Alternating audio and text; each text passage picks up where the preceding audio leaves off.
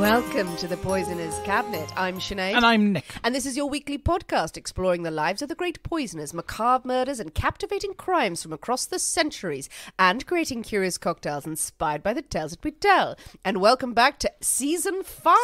Look, we're back. We're back. Episode 201. Marvellous. We are back from our little break. If you're listening to this in real time, we're sorry we left you. I know you've been bereft and it's been awful. Yes. If you're listening to this on catch-up, this means nothing. No. You've just skipped on. How are you, Nick? Oh, we're back. I'm back. Back Once again with the ill behaviour. Well, indeed. Yes. It is nice to be back. Yes, it is. It is. We were just saying that. We were just saying that. Actually speak to each other again. Oh, no, yeah, we've not spoken in 3 weeks. We just try and give each other space because we spend all our time together and then we go, oh, I missed you. Oh. Hi. Hi. How are you? You're right.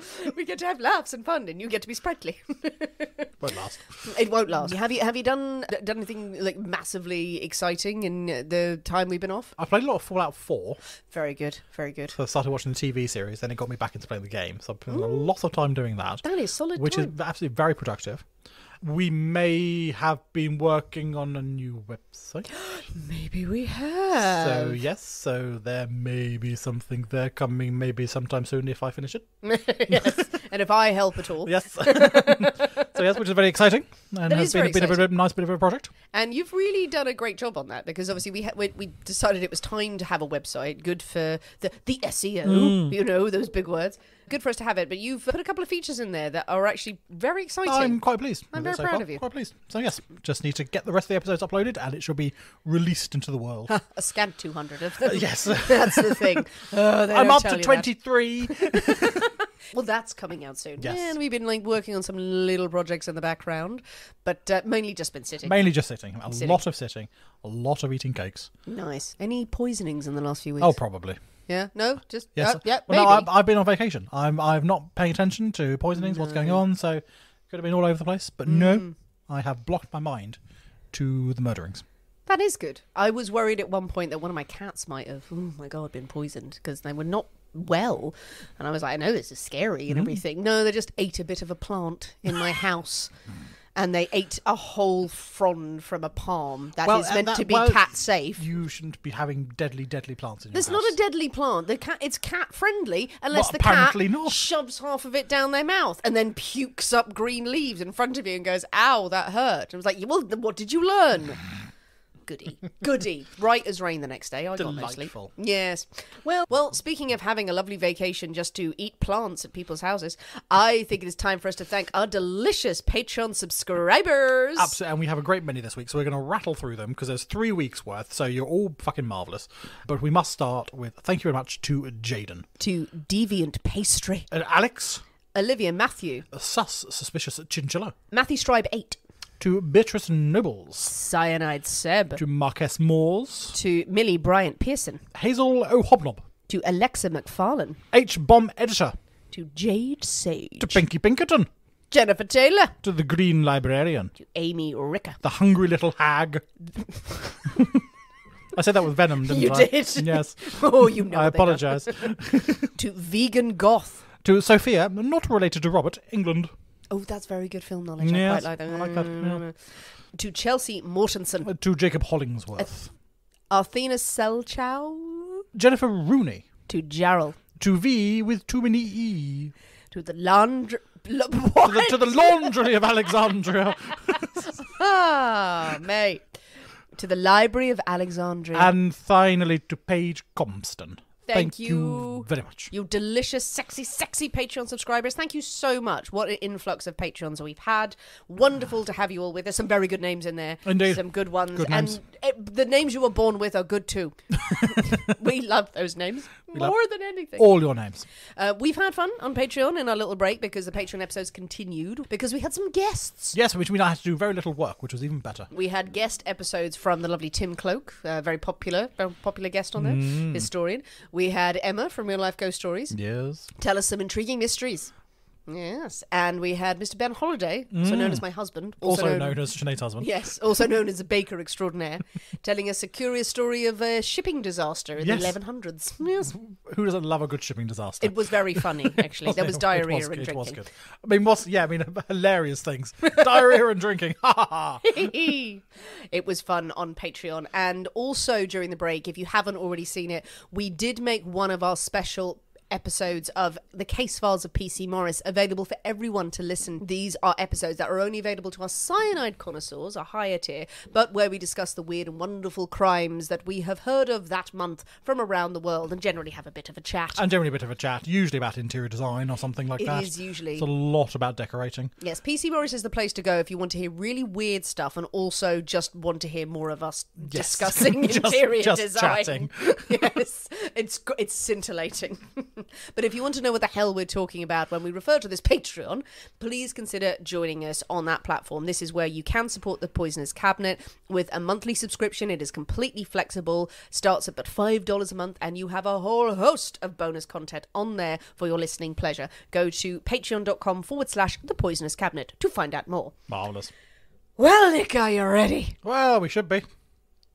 to drink cocktails and talk about poison? Ooh, why not? Or we could. It's been 3 weeks. Drink a little poison, talk about cocktails. No, I'm in the mood for I haven't had a cocktail for 3 weeks. Yes, I've been bereft. I don't think I've had a cocktail. No, I definitely have. No, you definitely have. Definitely Don't have. lie. We haven't been to a cocktail, but no, we have. We haven't have, yes. Which, I've not been plastered on cocktails We've yet. not recorded an episode with a cocktail for 3 weeks. Hey, there it is. Shall we go with the first one? Hooray, hooray, hooray. It is Nick's story starting off season 5 this week, but we can't possibly have a story without a cocktail in hand. As you know, dear listeners, every week we choose a secret ingredient that is inspired by the tale that we tell, and it will flavour our cocktail of the week. Nick, this week's secret ingredient is... This week's secret ingredient is, well, with the launch of season 5, we're having the dawn. The dawn of season 5. Dawn of a new age. New age. You built that up. Yes, I know. Very dramatic. Very dramatic. Brilliant. Dawn of a new era. We should also point out as well that as we're into season 5, and we will be discussing this on social media, there's only so many ingredients in the world. Yeah, it's been a struggle. Yeah, it's been 4 goddamn years. Yeah. 200 episodes, and we always strive to find something that is linked, that is different. But we may need to start... We may have a few repeats coming recycling in. them. But in the vein of more witches, Yes. maybe that will start happening. But if you've got alternative ideas of what we can do with the ingredients, please lay them on us, because otherwise we're going to have to start repeating Yes, exactly. some shit. We shall not be repeating cocktails. Cocktails will all be brand new.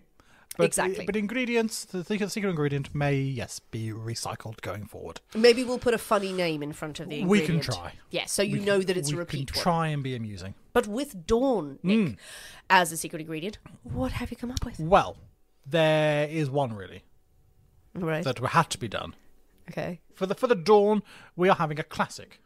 Oh my God. A most Are we? delightful Oh no. tequila sunrise. Start as you mean to go on. Oh, classy Classy cocktail. Classy drinks. Oh my God. So I've only ever had like a ridiculous tequila I don't think I've sunrise. ever had a tequila sunrise. Have you not? No, I don't think so. I think I've had one, but usually it's got like streamers and umbrellas and As it stuff should do. and everything. And I'm very sad that I have none of those things to add into it. Like a tiki drink. But I guess it's come from somewhere serious. It was invented. Yes, not entirely sure where, but okay. Okay. I look forward to your take on a delicious tequila sunrise. Marvel. I think it is high time for us to skip into the Poisonous Cabinet kitchen and shake up a storm, so we'll see you in a minute. We'll see you in a bit.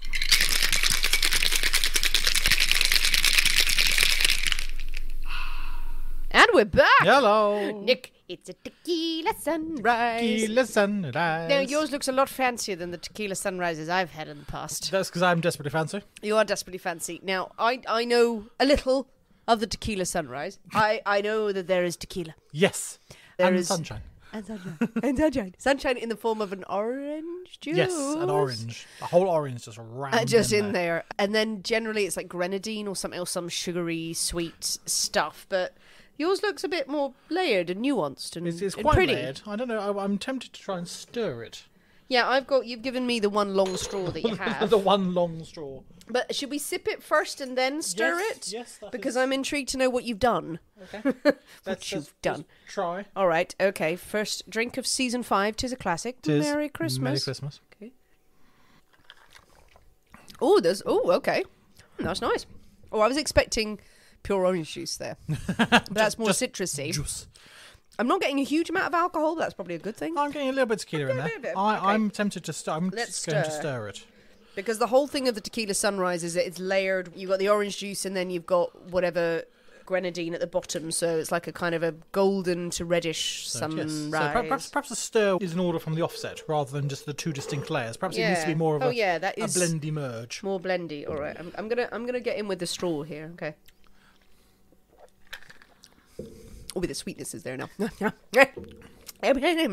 do you think? I mean, it's perfectly fine. It's perfectly pleasant. I enjoy It's it. perfectly pleasant. Is it going to blow the world away with its cocktail marvellousness? It's popular for a reason. Well, indeed. It's survived for many, many years, so, yeah. Did you find this in any of the respectable cocktail recipe books that we follow? It's a classic cocktail, so it's on differs and things like that, absolutely, as it should be, because it is it's a very well-known cocktail. It was created in the 70s. It was the 70s. Yeah, it's the 70s. It's the 70s one where everyone was like, oh, jolly, fun, happy things. Jolly, fun, happy things. Jolly, fun, happy things. Does feel like a kind of a Benidorm sort of invention, kind of, with that sort of on holiday, let's go somewhere, let's go down trying to be sort of like a tiki sort of drink, but not really quite getting there in that, because tiki drinks are their own thing.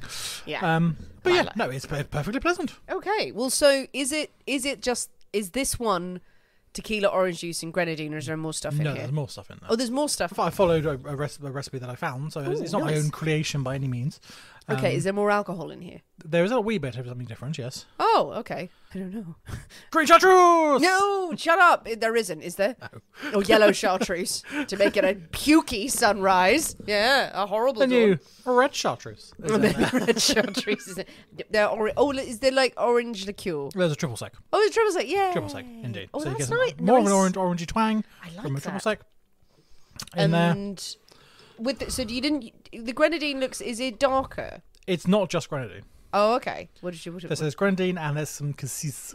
Oh, that's a welcome addition. So it's not just because grenadine by itself is incredibly just sugar hit. Yeah, it doesn't taste of anything. So there's a bit of cassis in there as well. Equal parts of both, just at the bottom of the glass, which adds a bit of more fruitiness to it potentially. It's a veritable fruit salad. Yeah, and then you've got some lime juice in there as well. So I was thinking it was quite sharp. So you've got lime, tequila, and triple sec. So you've got pretty much a margarita going on in there. Oh yeah. with some orange juice and some ready fruitiness. Well, the cassis as well. So you have a margarita, and then we put other shit in it. So it's not a margarita anymore. Yeah. Well, maybe that's why I like it. I just stabbed my tooth with this straw. Well done. That's why I don't like metal straws, because I always bash myself with them. That's why I give it to you. I don't. What do you bash yourself with them? You wouldn't. You could be trusted with them. You just want to be entertained. I don't. I don't have any depth perception. Apparently, I just fucking hurl the straw into my teeth. Just waiting for it to go into your eye next. I like that version of it. I think all the tequila sunrises I've had in the past have just been... Once it's all been mixed together and you got that sweetness and the cassis and stuff with them, that's very pleasant. As a long, cool drink for the summer, definitely a summery drink. A fine-ass drink. Fine, summery, sunrisey drink. Well, Nick, we have the tequila sunrise firmly in hand. Yes. Firmly in hand, ready to go on a journey. Is it time for a story? Is it time for season 5 to begin? Is it time for season 5 to begin? No, are we heading down to the beach? Yes, for some banging tunes. Some light, jolly, light-hearted entertainment. Yay! We're going to the beach. No, we're not. So I must admit, there is something of an incongruity between the jolliness of the cocktail and the subject matter that we're about to embark on. So season 5 is generally going to be Sinead and I chatting shit about things we like. with crime, sorry, there will always be a crime. With maybe some sort of criminal element in there somewhere, but just generally stuff we find interesting. Yes, historic stuff. Historic stuff that we find interesting. Yep. So if you've listened to us for a while, you will be aware that both of us have a love of all things spooky. Shocking. Love of all things spooky. We enjoy a spook. And me in particular with my fascination for things occult. Yes. and mysterious.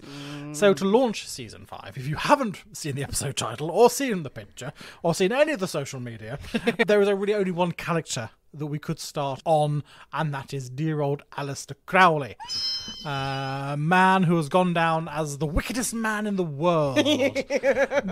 So, I mean, really, what does he do? What did he do to earn such a reputation? Sex stuff. Sex stuff. I'm going right in with a low bar there. I heard about the sex magic. He did some sex stuff. Is that really the wickedest man in the world territory? But we shall find out. I'm so excited. I've wanted you to do an episode on Aleister Crowley for a while, and we did think that this was right for season 5, because season 5 we may go into a few more deep dives into people, a bit more bios. There will always be a crime involved. There'll always be historical. But Aleister Crowley, you know so much about him. We know his name. He's witchy, he's spooky. There's some crime. There's some crazy shit that goes on in his life. I don't know much about him at all. Well, that's the thing. But a lot of people know that. But everyone knows the name. Everyone knows, oh, he was an evil bastard. Yes. But that's about it, really. A lot They've of people seen the pictures of him with a pyramid on his head. The pyramid, and that really one where he's got his fists in his hands. So there's a lot of famous pictures about him.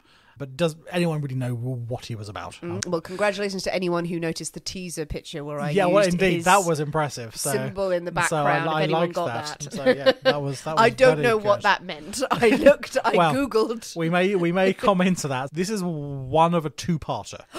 So, because this is a lengthy story, and I go into some real nerd detail here. So, this is the Poisonous Cabinet. It's the detail and the laughs. Exactly. To start at the beginning. A very good place to start. A very good place to start. So Aleister Crowley was not born Aleister Crowley. He was born... Edward... You just pulled that out of the hat straight away, Nick. Edward Alexander Crowley.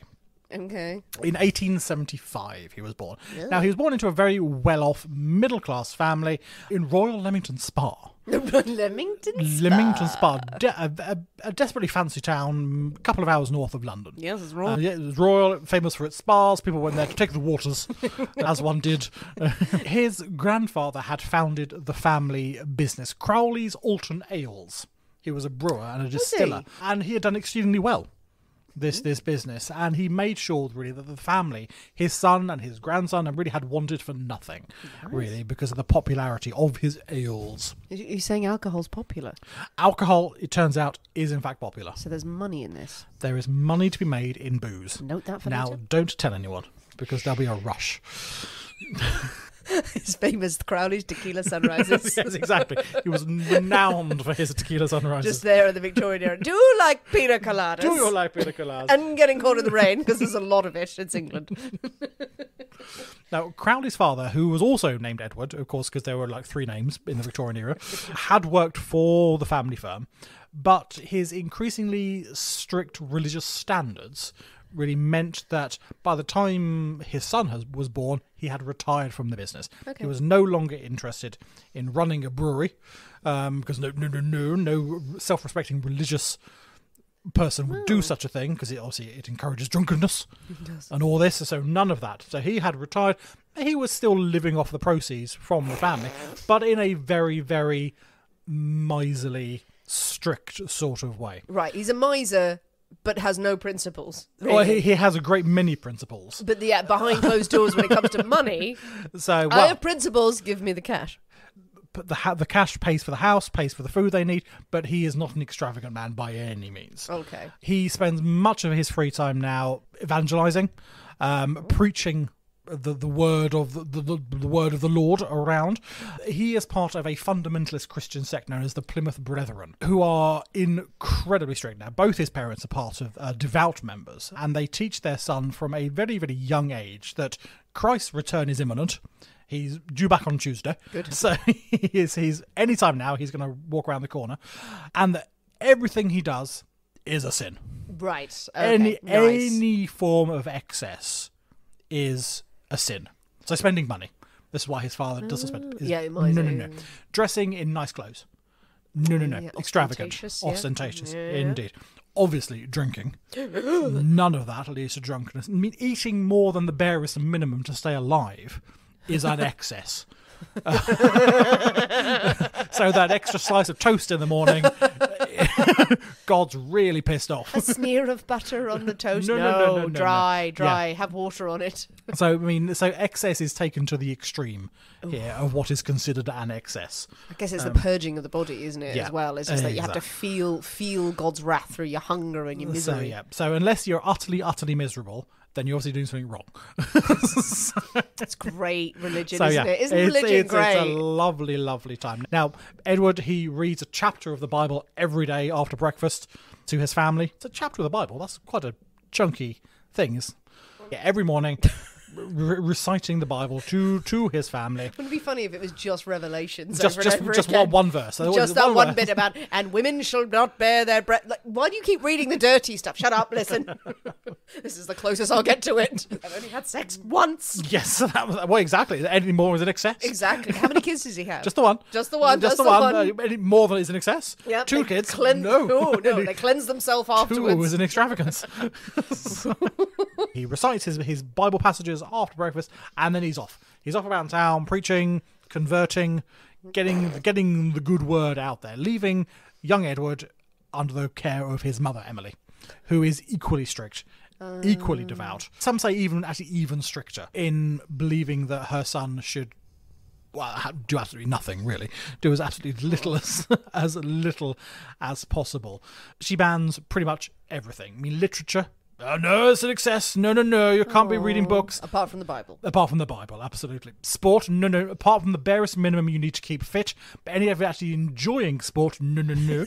None of that. So he's running miserable and he kicks a ball once. No, you can't have, no. Balls are excessive. There it is. So none of There'll be no enjoying balls in this household. I mean, no form of hobby, no form of socialising with his school friends. Yeah. You do your lessons, you come home, you read the Bible, you go to bed, you read the Bible again in the morning, you go to school, you come home, you get beaten, you go to bed. So it's quite a prohibited lifestyle he's leading. So he doesn't really do much for his school life, so he is horrendously bullied at school with obviously kids going, come out and play football. No, I can't. I've got to go read the Bible. Yeah. So doesn't go down well. It was, as we referenced before, if you're happy and you know it, that's a sin. Yeah, absolutely. So he becomes pretty much a virtual prisoner inside his home, and the temptation of the world would corrupt him. But despite this really strict, and looking back on it now, quite horrifying upbringing, I mean, Edward, he sticks with it and he obeys his parents incredibly diligently. Choice, do you? Well, he doesn't have a choice, but he worships his father. He is absolutely hero worships his father. Terrified, fears. But he is convinced, he is absolutely adamant that he is going to follow his father's footsteps. He is going to become a preacher like his father. He's going to be like his father when he grows up. All this, and this is the only life he knows, really. Now, all this comes crashing down when Edward Sr. dies in 1886 from cancer. Oh no. So Aleister Edward is 11 years old at this time when his father passes. So catastrophic, isn't it? Absolutely devastating for the man he absolutely hero worshipped. A man who has been, let's call it a spade here, abusive, and also has instilled this sort of lifestyle on him, and he is so worshipping of him because he has no other choice. Well, exactly. He has no and other then he does. experience. Where is my moral compass? Where is the person I'm supposed to look up to? Precisely. I mean, Emily the mother becomes even stricter. Oh God! On there, believing that her husband's death is a punishment for their lavish lifestyle that they're sort of leading, for their religious failings. Do you remember that day last year we had letters? Exactly. So no, this is his death is God's punishment for their extravagances. That's deeply upsetting. Yeah, that belief of that you're so pious and miserable, entirely miserable, and miserable, and still you've not done it right. And then you'd be like, we did something wrong. Still, it's not enough. God was looking down, going, "Get rid of you. You're a buzzkill." So she becomes, if it's possible, even stricter. After several years of such restrictive and, as you say, probably quite abusive upbringing, Edward, he falls ill. He falls desperately ill. The doctors say that he is so weak, he's probably got months to live at this point. If you don't make changes to this young lad, he ain't going to live. He ain't going to survive. So what? Oh Jesus, he must be like malnourished. Yeah, exactly. Yeah, probably malnourished because I mean, excess food is a sin. So she's cutting back on all these things and not Beating going him, outside. I'm sure, And, as well, and so no sunshine for you. No sunshine and no going outside. That's too much. No socialising, no seeing friends, no having any friends, no seeing them. But so he falls desperately ill. Luckily, at this point, his uncle makes an appearance. Now, I don't know if it's an uncle on which side the uncle is from, but the uncle rocks up and suggests that the boy needs a break. He needs to come out, leave Leamington Spa, come to live with him in the countryside. I mean, fresh air, always the cure-all for everything. But these lovely waters. Exactly, none of that. Come to the countryside, get some fresh air, I'm picturing, all shall be well. I'm picturing the uncle is dressed fabulously. Edward's uncle say he doesn't quite follow the same strict religious protocols that runs Emily's life. And suddenly Edward has the one thing he never had really, and which is just freedom. Freedom to do whatever the fucks he wants. Ooh. His uncle allows him to go out, he goes to the pub, he gets drunk. So, I mean, his uncle convinced this boy is going to be dead in 3 months. Well, so let him let him live and have a good time. He takes the young boy to go and see a prostitute. He turns 15. Right, go and lose your virginity. I'll pay. Just have a jolly time before you're dead. Good for him. Okay. I love this uncle. Go. He's just weak. This poor weak child who's not been fed in months. He was like, well, I could take it to... No, I'm fine. Honestly, I'll be absolutely fine. I'll be fine. I'll make it work. I'll be fine. Just give me a bit of tea and I'll make this work. And apparently he does. Woohoo! Hurrah for him. I mean, that is manna after being walking in the desert, desert, absolutely, isn't it? yeah, completely. And so, Oh I mean, God. he develops this sort of lifelong love of the outdoors. Especially climbing, mountaineering. Mountaineering becomes a big thing in his whole life, really. But just the love of being outside. And he uses his time to really reassess his priorities in life. Now, the strict sort of Christianity that he had once been convinced was his future, he now realizes was the reason for his illness. This is what's caused him to be so unwell. Not only that, but knowing that despite the constant prayer and the lifetime of devotion that his adored father had given, he had still been absolutely entirely powerless to prevent his death at a young age from his horrible illness. So what God would let a man who was so pious, so devout, sort of suffer like that. So he really flips and completely turns his back on Christianity as the source of all the bad things that he's experienced in his life. God. Once his health is recovered enough, he returns to Leamington Spa to go and live with his mother. I have to say this. I can't hear the words Leamington Spa and take them seriously because me and my dear departed best friend Jerry, she just used to like sit next to me and it was just one of her phrases. She just lean over and just go, Leamington Spa. Leamington Spa. Just sit around. While I'd sit around and go fiddly-dee, she would just sit around just going, Leamington Spa. I'm like, why are you doing that? Because it's nice to say. So he's back in Leamington Spa with his mother, who is utterly horrified about the changes in her son. He's drunk. Yeah, he's drunk. He's got prostitutes off his arm. He's smoking. He's wearing fantastic hats. He's been a busy boy. Well, exactly. I mean, Mother, he left this devout, weak, fragile child, and he's come back, this sort of rebellious teenager shagging everything inside, mountaineering around the place, and she goes, what the fuck's happened to my baby boy? So she's like absolutely horrified, and so she should be. About what has happened. She did not help. Yeah, well, indeed not. I mean, he is not shy in showing his utter revulsion for everything that she holds dear and believes in. He is absolutely he holds no punches, and showing that you're a fool for believing all these things, and these are all the reasons why. It's not going to end well. It's not going to be the revelation you think it is. I mean, he absolutely hates the idea that pretty much everything that makes people happy she considers a sin. anything that makes you smile is she's going, no, that's bad. Yeah. Don't do that. So he is determined to make himself as happy as he can, really. And if that involves sinning, then fuck it. Yeah. The best revenge is living then well. I'm going for it. Now, Emily believes that her sort of egotistical, monstrous child has come back as the devil himself. Absolutely. Oh, yes, lean into it. Why not? She is the one who nicknames her own son the Beast, 666. Is it her? It's her. It's his own mother that first calls him the Beast. From the Book of Revelation. Yeah. Well, of course. So I had no idea about that. I thought that was just a thing that was mentioned that came up in the later. papers or something like that. Oh my God, it makes so much sense. It was his mother when he was a teenager. And he wholeheartedly embraces it. Go, fuck yes. Why wouldn't you? Again, I'm not on his side later on, but still. Oh, it's cinematic, this, Nick. We're joining the dots of this very easy, pointillist story. Sorry, everything's a revelation. I've not heard this for a while. I'm like, what the fuck? You're telling me something happened? That's something. I know, it's mad. And we're only on page 2 of 400. What's going on?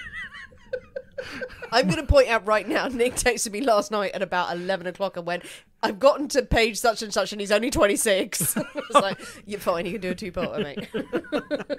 The rebellious Edward takes full advantage of his new freedoms. He does everything to expand his horizons. Firstly, he has sex with a maid on his mother's bed, like one does. Why did you tell me that? Why did you tell me that? Sorry, ew. Why is that in there? Seduces the maid. When his mother finds out, she obviously flips, fires the maid. Not surprised. Spreads it around town. The maid can get no work. She has to resort to sex work to survive. Crowley later claims that the girl is Jack the Ripper's first victim. No, just shut the fuck up. What? And that he actually knew the Ripper. Of course, because he was an occultist. The Ripper was an occultist as well. Later down the line, I have heard that and also discredited it immediately. Yes, not even listened or looked into it. I would be fascinated to know. So, maybe this is a side note or something. But also, what? Yes, why? I probably don't think that's true. Leaning into the fact that Jack the Ripper only killed sex workers. Did he though? Did he? So he very much leaned into that. Detail I didn't need to know. That's what I've got. I've got a lot of that. It's great. We absolutely did need to know that, but why? Why? He now excels in his schoolwork. He is reading everything that he can find.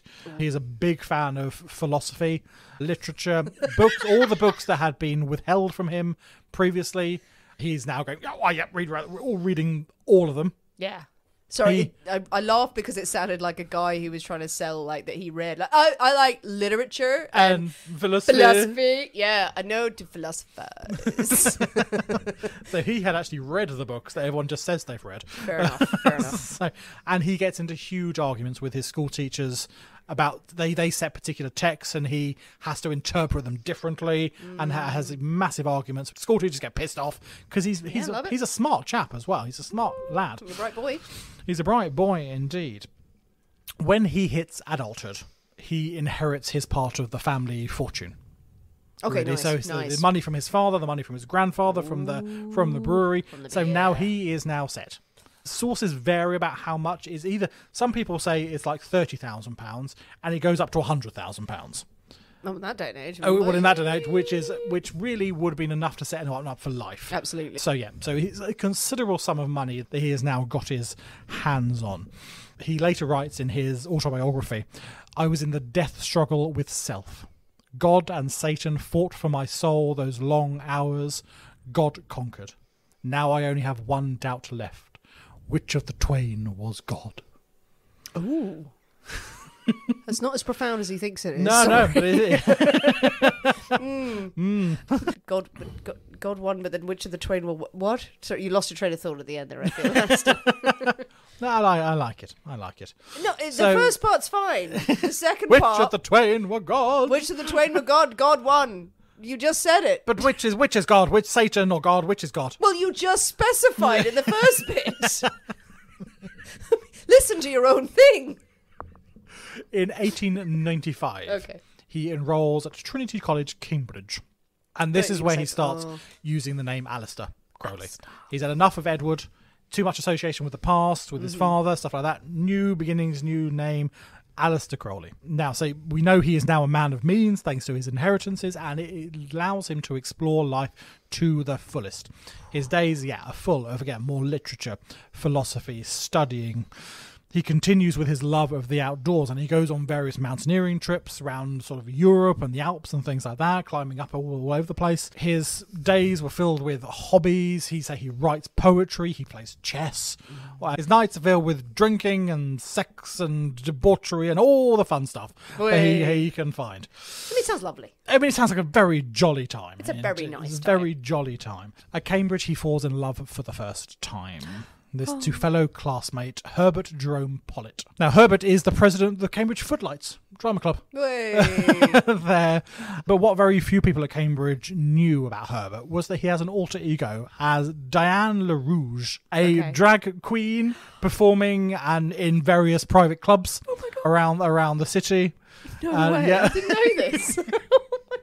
Herbert's there in drag and these fantastic, all these sort of molly bars and things around the city, having a fantastic time. Oh, good for you, Aleister. Crowley writes anguished love poems about his desires to be with Herbert. His sort of emerging bisexuality is really another reason that he turns his back on Christianity. Of course. Because, he would be considered an abomination at the time for his sexual feelings. But this relationship with Herbert doesn't last. It is a very brief, passionate love affair. Herbert calls the whole thing off, much to Crowley's dismay. Herbert does not share Crowley's increasing obsession with the occult and esotericism. That Crowley is getting more and more and more involved in Herbert's again. No, not for me. I'll stick with my drag. Okay. Makes you think like, oh, how far are you going? Yeah. So. At this stage. So even though he has, rejected his Christian upbringing, he still firmly believes in the spiritual and the supernatural world. He believes it is infinitely more complex than anything that he has been taught when he was a child. And he becomes fascinated with ritual magic, with evocation. He realizes, or he believes, that it's not up to God to decide which prayers and entreaties to answer. If you knew the right words, the right symbols, the right rituals, you can force angels and demons to answer and to do what you want them to do. Oh, okay. So you are not relying on them. You can force anything to happen if you know how. Oh, nice. So the idea is in Christianity is that you may be blessed with their work. Exactly. Yep. So they may come to you and help you. In the other version is that no, you can control them. You can control. They are there to be summoned. Exactly. They are there to be summoned. They are there to do your will if you know how. Ooh. And this is what he becomes to firmly believe. He becomes an ardent student of the mystic, a chap called Arthur Edward Waite. He is the creator of probably the most recognisable set of tarot cards that you will see. He's also the author of a very well-known book called The Book of Black Magic and Pacts, which again was all about summoning and control of various spiritual forces and things. Ooh. And he wrote this book, which was sort of Aleister's his Bible at the time while he was at Cambridge. So the question, maybe you'll come on to this, or maybe it's a side note. How did he veer into the occult or the esoteric? Did he decide rather than just life is hedonism and I'm going to trust life, he felt compelled to go towards a belief of some sort? Yes, I think he probably still had that belief in there is something other there. Christianity is not the way forward. I don't believe that the Christian sort of explanation for life, for what comes after is that's not right. I don't believe in a Christian God or anything like that, but I believe there's something. So he goes and he starts exploring, well, what are the other alternatives? But also because Western esotericism, a fucking difficult word to say. It's a very esoteric. It's really weird because there's an E in there. Yeah, esotericism is such a huge thing at this point of late Victorian. It is such a massive thing. So it's not uncommon if he was picking up a paper or reading a pamphlet that there would be references to the occult and esotericism and things like that. So it's not unsurprising that he sort of perhaps gravitates towards that, because it would be sort of in fashion really at the time. It's about controlling your own destiny. It's not being 100%. Beholden to a god or any other spiritual aspect to control your life or dictate what you should be doing. It's entirely down to you. Let me flip this. Yeah, exactly. Let me be spiritual, but let me flip this. I'm still spiritual. I still believe, but I'm in control of everything. Very interesting. And I can do what I want to do, and I can make the world how I want it. Yeah. How I want it to be. I like it. The second thing was, that's a conversation for another time, but probably about Edward Waite. The tarot system, weirdly, loads of people are based on Christianity. Oh, absolutely, yeah. Yeah. I mean, the tarot system is a lot older. So he's, but he did the deck. He came up with the designs of the deck. Yeah, that is just most recognisable. Yes, that's the one today. that we all see. That's the that one we that, have on all of. If you see, any if it's paraphernalia. if it's on Supernatural or Buffy or it's the Arthur Edward, the A.E. Waite deck that's used. So it's the one that's in sort of popular culture. I see those images used in modern tarot books where they're going on about Christianity, and you're like, oh no.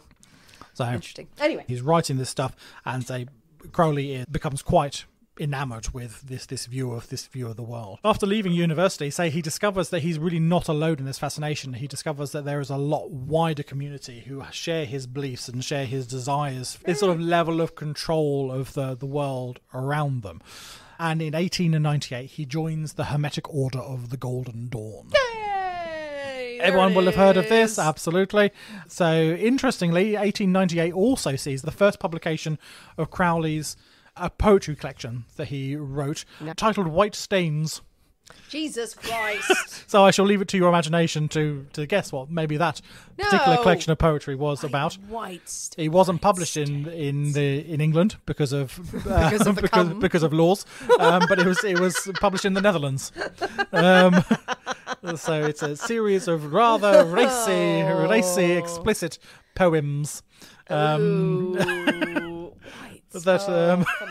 Come on now. No, there's no need. There's no need. That I think were met with sort of middling reception, really. Oh, you bastard. But back to the Golden Dawn, anyway. Enough of White Stains.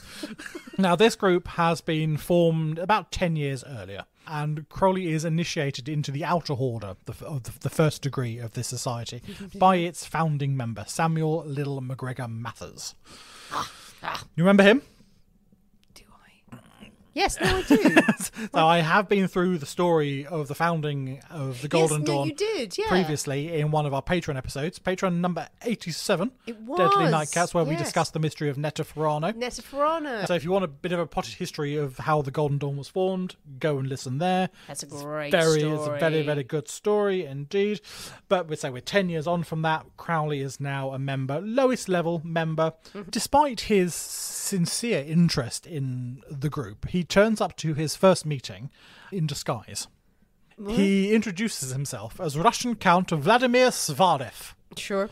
He is worried that his wider family might get wind of this. There is still some legality that his inheritance could be stripped away if he's seen to be doing something particularly dodgy. And this is the dodgiest of dodge, he really wants to make sure that people take the privacy of members seriously before he reveals himself, because he's quite concerned. Also, that's a very ostentatious name to choose. I mean, no one is overly convinced by the disguise, it has to be said. I mean, false moustache, terrible Russian accent. It does little to hide 20-year-old chap from Leamington Spa. It's this sort of Count Svarev I'm from Russia. No, I'm from Russia. I'm from Leamington Spa, mate. You never turn up in disguise as a farmer called John Smith, do you? You never turn up as just Joe Bloggs. No, I'm going to need a massive moustache for this and an extravagant accent. Really? Yeah. Will you? I mean, he quickly discovers that, yes, the Golden Dawn takes privacy incredibly seriously. There are a lot of quite well-known members. Say, they all have fabulous moustaches. I mean, A. Yeats, poet there, Bram Stoker is a member. He is as well. So there are some quite well-known people who also need to keep it bit on the down low that they're members of this sort of this society. Do they though? Do they? So, in hindsight, do they? In hindsight, probably not. At the time, maybe. Oh, you're mixing with people who say weird stuff. No. Exactly. So I mean, so he quickly learns that okay, fine, I can actually be myself in this group. No one's going to rat me out. Just surrounded by people Who would just, oh no, I'm fine here. You make cards. You write beautiful, weird poetry. You, vampires, great, love it. Love it. Love it all. So he drops the act and becomes known by his magical name that he takes on. Frater Perdebal is his name that he is known as in the society. Is that given to him, or does he choose? I think he chooses it. He chooses this sort of magical identity. Just like a confirmation. Yeah, exactly. It is. I mean, all the members have their sort of magical name that they use. Is Frater Perdebal, which is a bad name. Which, probably my pronunciation of that probably is Latin, but it means I will endure. I will go on, type thing is the meaning behind it. So he says. That's really interesting because I studied Latin and I don't know any Latin. As soon as he joins the society, he later writes in his autobiography, which is called Confessions, which is a terrifying read. It's on the shelf up there. He says, the forces of good were those which had constantly oppressed me. I saw them daily destroying the happiness of my fellow man. Since then, it was my business to explore the spiritual world. My first step must be to get into personal communication with the devil. So he's not starting small. No, Really. no. He's set his stall. Yes, exactly. So he's really going for it. Now, in the first ranks of the Golden Dawn, members are encouraged really to get in touch with their inner soul, their inner self, learn about themselves and realise who they are. This is before they are taught of any sort of real magic or any real power. Now, this involves a lot of meditation, yoga, discussion, interpretation of dreams. It is very much group therapy type thing to really understand who you are as a person inside principle. Before you can then progress and become a better person.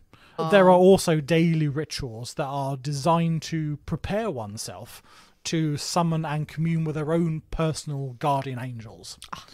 So these are the angels that look out for you, that know your destiny, your fate. So if you can chat to them and find out what's going to happen tomorrow, great. Very convenient. Really convenient, absolutely. Helpful. So they are preparing for this level. Now Crowley, he quickly rises through the ranks of the first level, and he openly talks about his desire not only to summon his guardian angel, but to call upon gods, demons, anything that is going to make his will happen, anything that he can control, he is going to summon and he is going to bend it to his will. Which is not really what the Golden Dawn are going for, but they're all like, yeah, all right, mate, okay. We're just vibing now. Let me know when you're doing that. I might stay at home. There's always one, isn't there? There's always one who you're taking it a bit too far. Come on. Scale it back a bit. Scale it back. So, he takes rooms at a nearby hotel, so he's always near the temple. And there he establishes his own space for his private study of magic. Other more senior members of the group, they are generally forbidden for teaching magic of a higher level to those who have yet to progress through the ranks.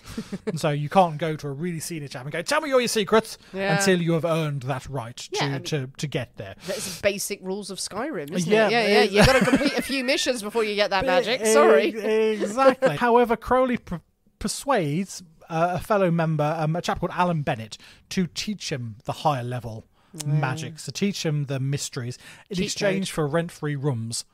So he's not giving him cash, he's not paying, but stay in the hotel in exchange. You teach me some good shit. You teach me the secret stuff that us low level ones aren't allowed. Yeah, I guess the other guy could just lie. Because he could just go, yes, this one, hubble bubble. the next week. We'll move on to the next one. That one next week. I mean, he talks about sort of walking in on other members of the group as they are levitating. Ooh. So they are they are doing their own sort of private meditations, sort of spells, incantations. They're levitating off the floor, and it's treated as entirely normal to see people perform these sort of feats. When you reach a certain level and a certain level of enlightenment, you can do all this shit, and it's entirely normal. Maybe he doesn't understand legs. it's around this time when he starts experimenting with psychedelic drugs. Really. So he's looking. What a surprise! He's looking for a way to enhance the sort of spiritual aspects of his rituals, his spells, and he drugs. Drugs is it's the way to go. Aren't they always the answer? They open the mind. They allow you to see further.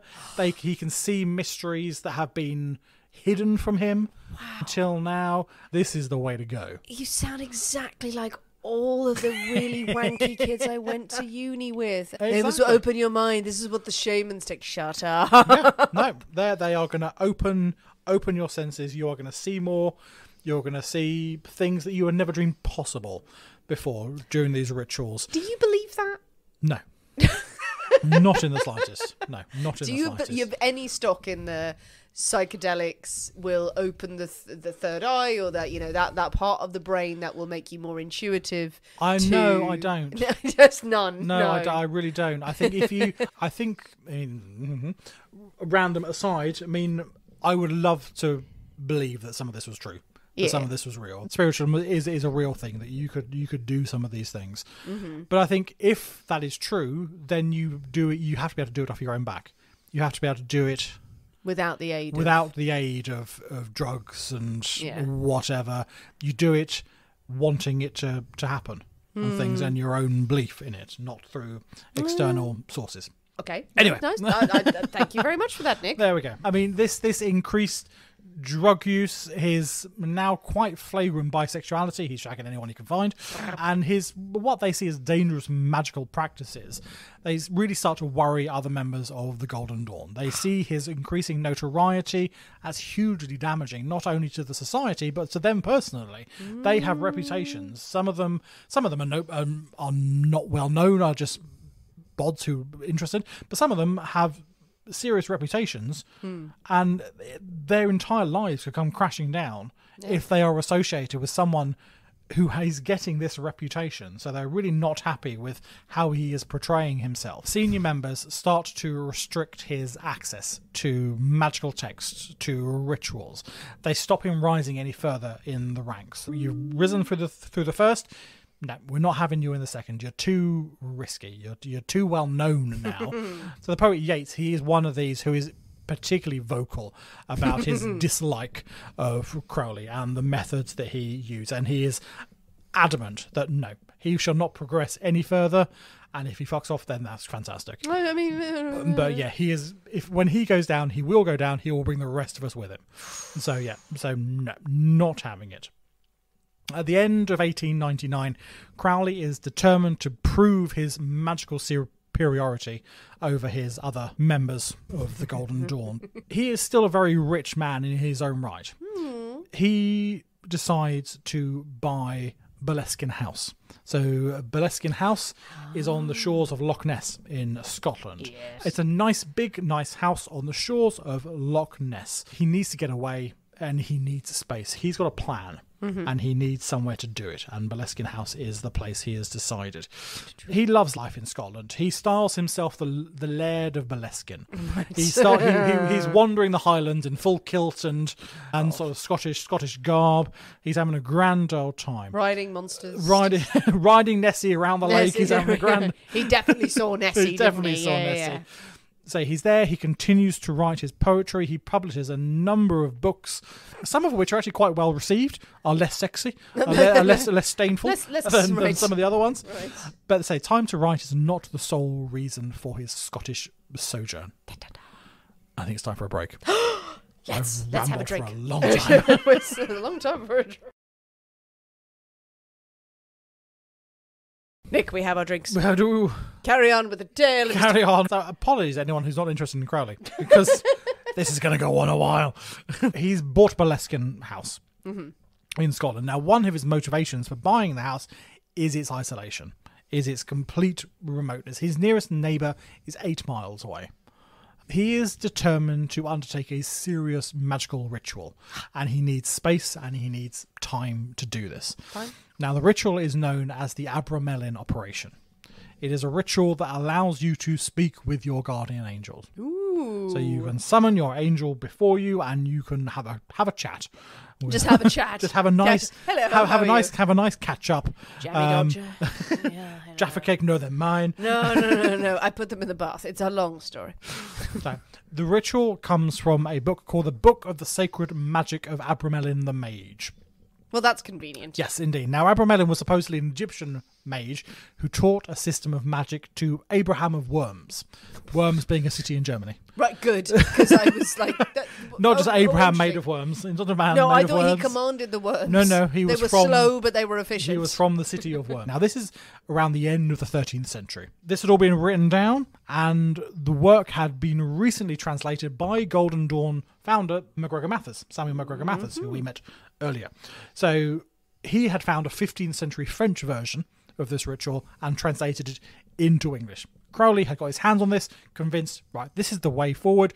I can use this ritual to contact my guardian angel. He's determined to complete this and show those fuckers the Golden Dawn.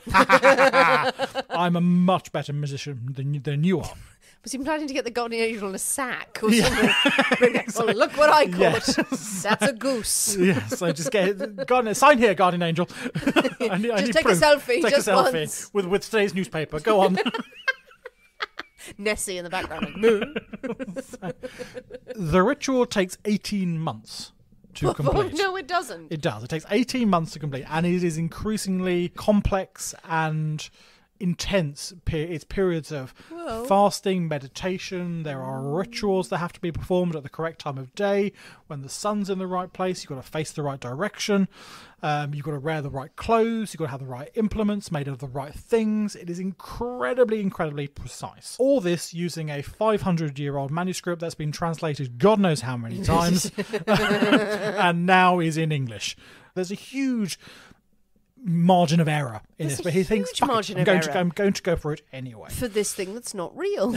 When the time comes for the final summoning, an angel is going to appear before him.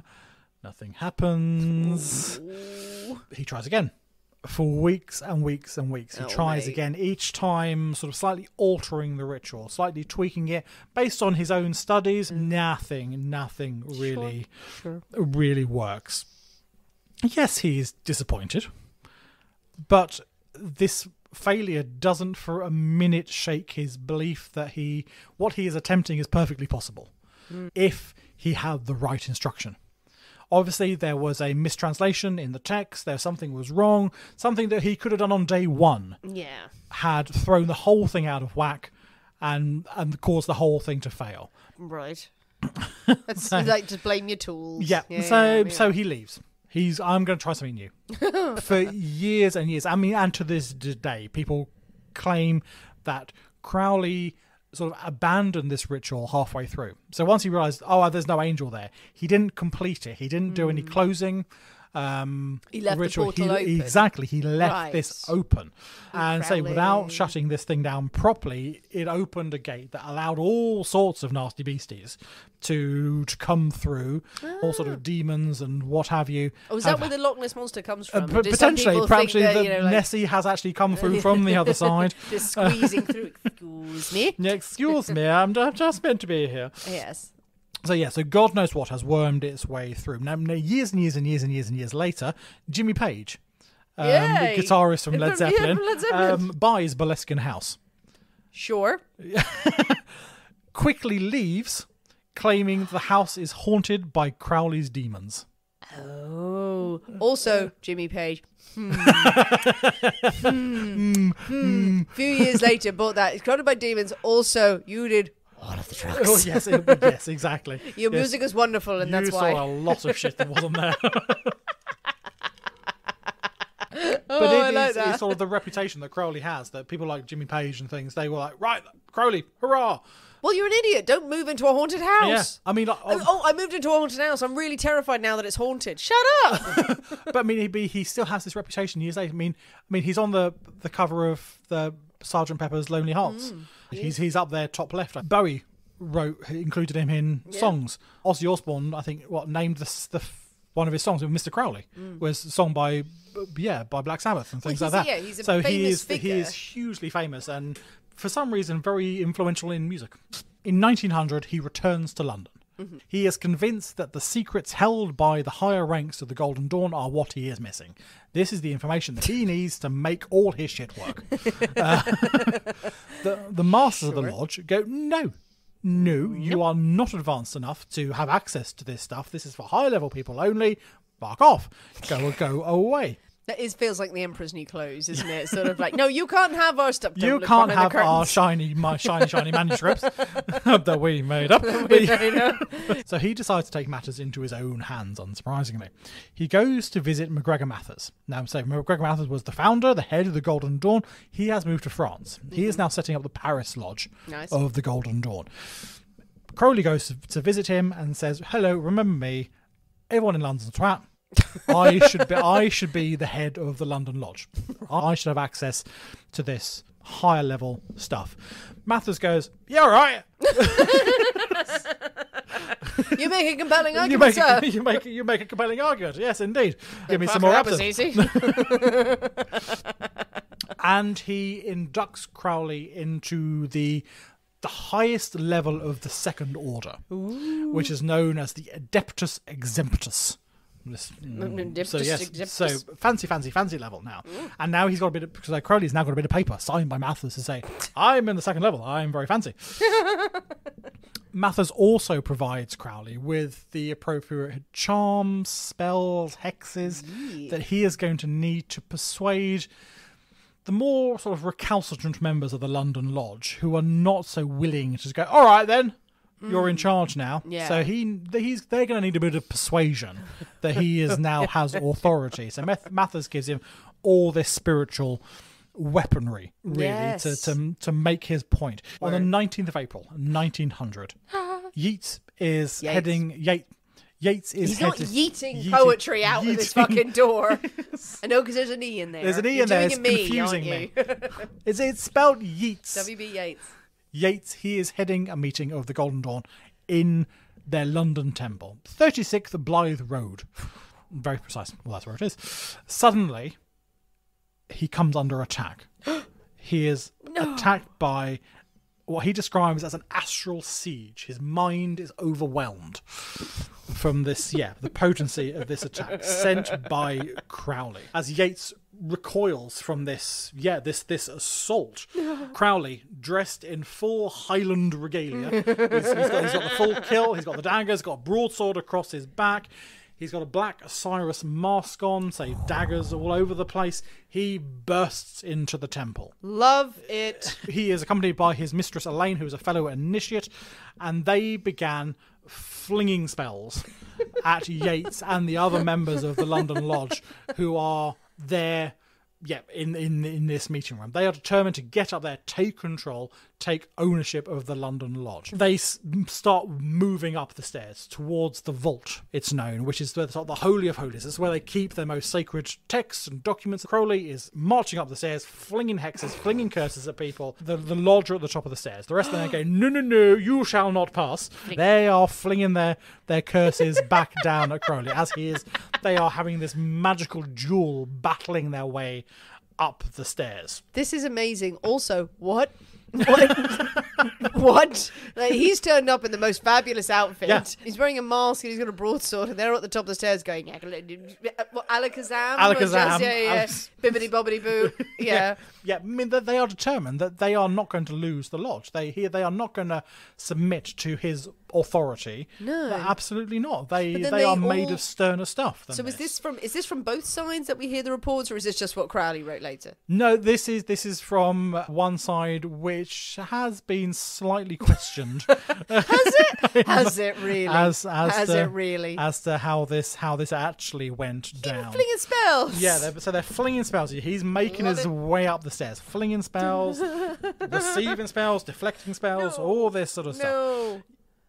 Yeats has now recovered from the initial astral siege that knocked him out in the first place. He is there. He has regained his senses. He is there. He is ready to protect the temple at any cost. He gets to the top of the stairs and he is flinging things down at Crowley. Crowley gets closer and closer and closer to the top, closer and closer and closer to Yeats. As he gets close, Yeats makes one decisive action. He boots Crowley down the stairs. Just absolutely boots him, drop kicks him down the stairs, as Em would say. He goes tumbling down to the bottom of the Straight to the balls, staircase, hopefully. straight down there where the police are waiting. Hey, who've just been standing there eating an apple, like. The police have been called. There's this man trying to get in. It's all a bit weird. They're all going. Like, the police are going. It doesn't seem like a big problem, quite frankly. Until it's just that Yates is like, oh, I know what we can use. Violence.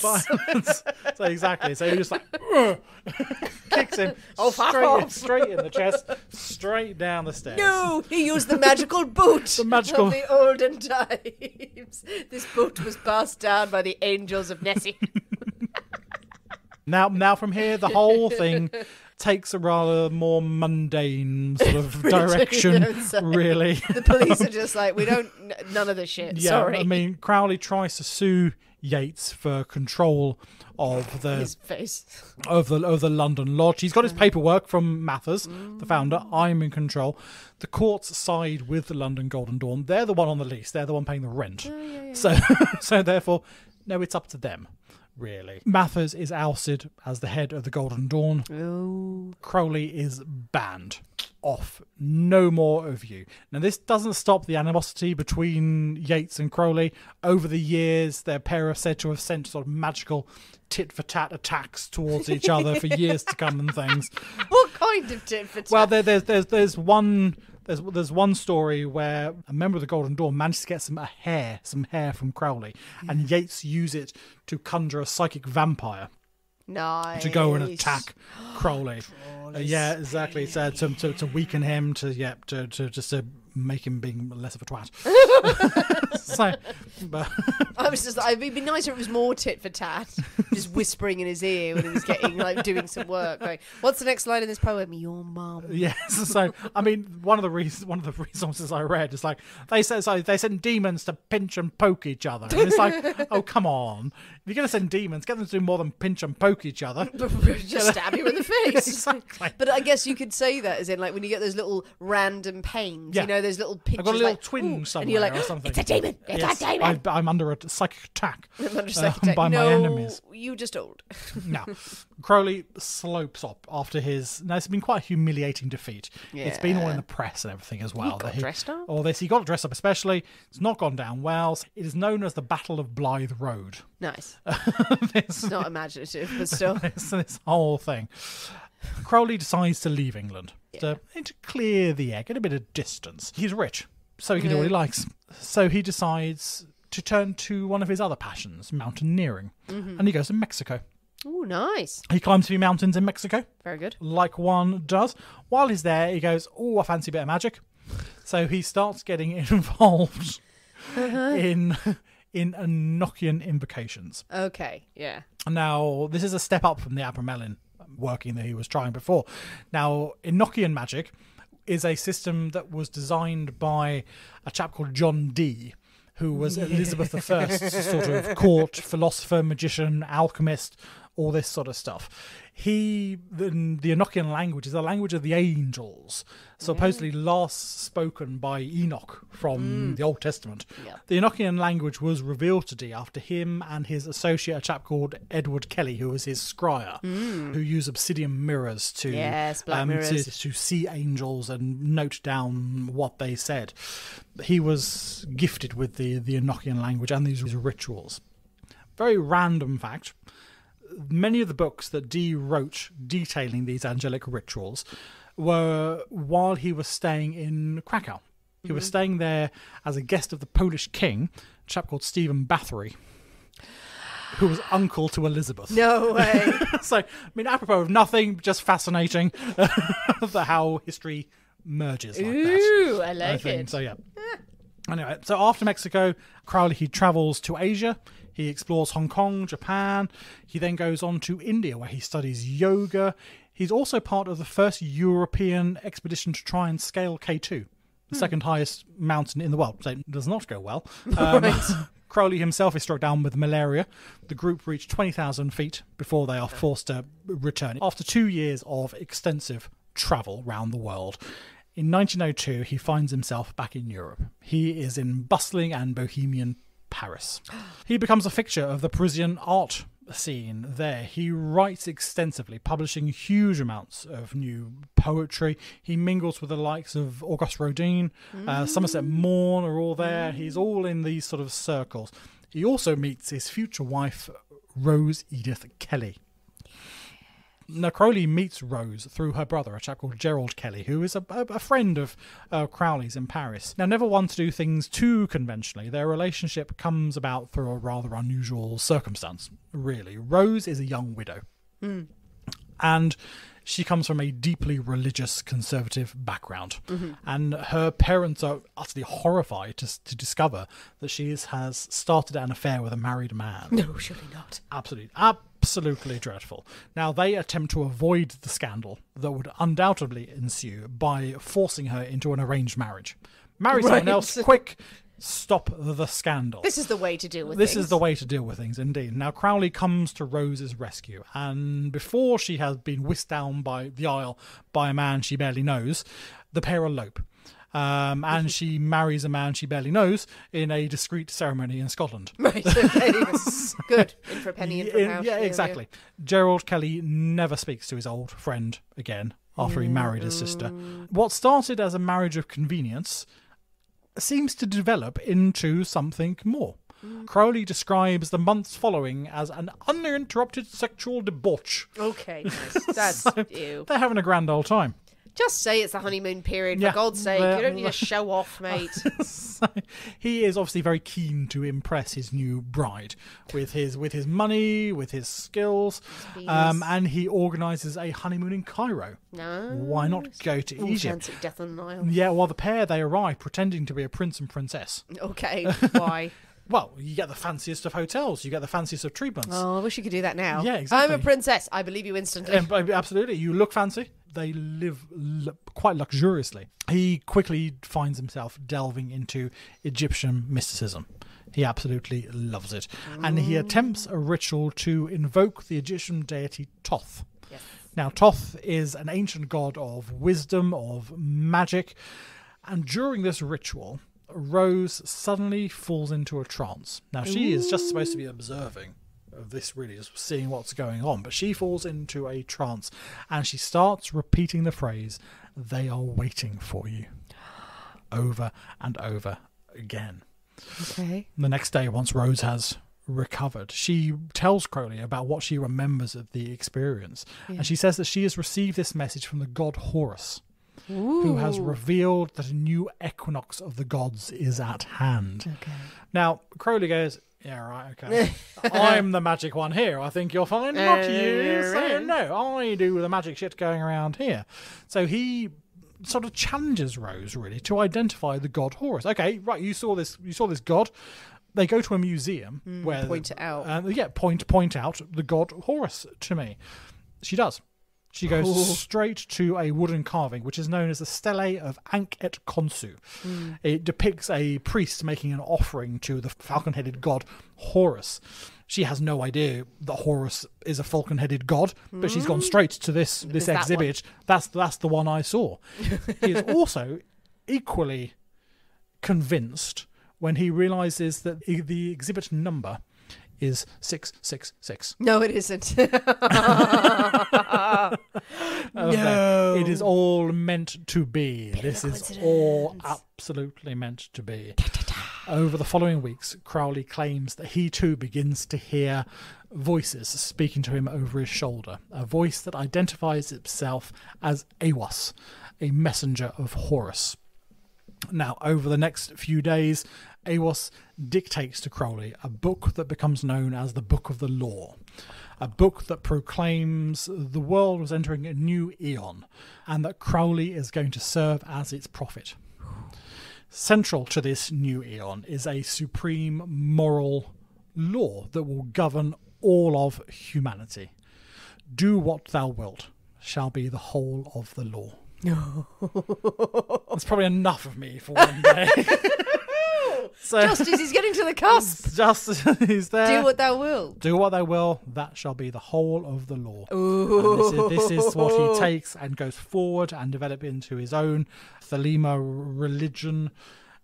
Everything that becomes very famous. Becomes very, very, very, very famous. But that is where it started. Oh my god! And we'll cover the rest next time. Wow, I had no idea there was so much. It's been fascinating. I hope it's not been too detailed and boring for people. No, if you want to know about Crowley, we come to Nick Gordon. Yeah. That's what we do. Part 2, people, is coming for the rest of that. Honestly, that is such a rich story. You know, you sort of scratch the surface. Yeah. I mean, there's a lot of what. Just magic. Magic is happening. Magic did it. Yeah. Magic did it. Yes, magic I'm did a it. wizard, but I want so this it's particular fine. kind of magic, and you got the wrong kind of magic. No, I want this sort of magic. And dressing up. There's a lot of costume. There's a lot of dressing up. I apprate a good costume. Yeah, it's a lot of costumes. A good story. Oh, wow, love it. I show your enthusiasm for it as well. What got you into Crowley?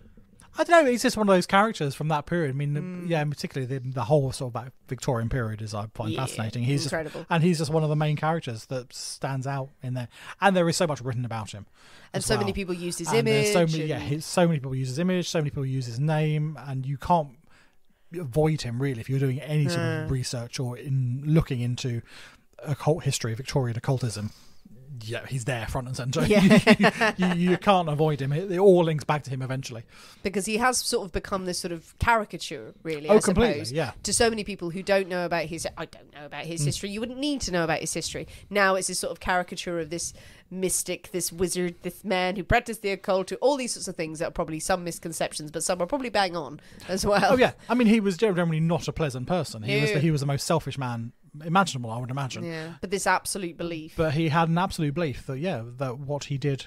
And it wasn't just him. And well, no, absolutely. No, there are love many it. people like it. Oh, well, that is our first intro into the story of Aleister Crowley. Is it Crowley or Crawley? Crowley. I mean, probably say both, especially as I think you've said a few. As I've been drinking. There's been a variety of interpretations of his name. I'm going to go with good old Aleister. Dear old Aleister. Well, what do you think, people? What do you think about this first dip into Aleister's life? Did you know the story of this famous occultist? What did you think of the first part of his life? Because there's a lot in there. There's going on there's so much, and it's all good. It's a full life. It's a rich, full life of madness. Particularly his early childhood as well. You know, the real difference there and there, but for the grace of God or various gods, go a lot of people we've talked about. So, really interesting. Tell us what you think. Jump on the comments of this episode. Share your thoughts, your feelings, your theories, more stories about him that you don't know. Anything that you definitely want us to touch on in episode 2 of this episode 202, the second part. The second part. If there are little bits of his history that you want us to include, mad stories or theories or crazy stuff, just let us know. And most importantly, why not mix up a tequila sunrise? A tequila sunrise, absolutely. It's gone down a treat. It's a good drink. Yeah, no, it's tasty. It's solid. I couldn't have a lot of them because orange juice messes with my stomach. Then don't have a lot of them, I would suggest. I like that version, though, as in it was much better than any other tequila sunrise I've had. No, very pleasant. So, yes, the recipe will be out this evening. Give it a go. Send us your pictures. Remember to join us on Patreon if you want more episodes from the Poisonous Cabinet, particularly the guest ones that we have just had in our seasonal break. And for Season 5, we are building up to even more historical crime stories. We're going to be delving into interesting characters. We always want them to have a crime element to them, and they're always going to be set a bit in the past. But if you have suggestions of more stories that we can be covering, figures, things that happened, or booze that should be profiled, just let us know. Drop us a DM, send us an email, send a carrier pigeon. We're happy with those. Yeah. We would welcome them. If you haven't already, please consider leaving us a 5-star review on Apple iTunes, wherever you listen to your podcast. Leaving us positive reviews massively, massively helps this show. Follow us on all the social media channels that you can. Instagram, TikTok, we're on Facebook as well. And message us if you have any other questions. Thanks for listening, guys. We have been the people inside the Poisonous Cabinet. We will see you next week. And remember, your loved ones are trying to kill you.